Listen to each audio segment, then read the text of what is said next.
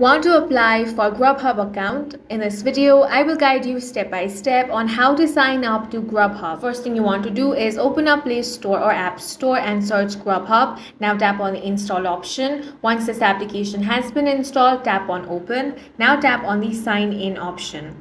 Now, to sign in or create an account, you can use Google account, Amazon account, Facebook account, or if you want to get started with email, tap on the email option and simply enter your email address over here.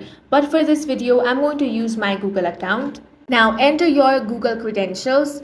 After that, as you can see, your new account has been successfully created. To access your account, tap on the account option at the bottom right corner of your screen. Now you can change any detail you want, such as name. Then you can also create a password if you want.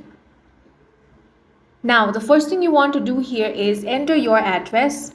Once that is done, you can now start exploring the Grubhub app, and that's it for this video. If you found it useful, make sure to hit the like button and subscribe for more videos like this.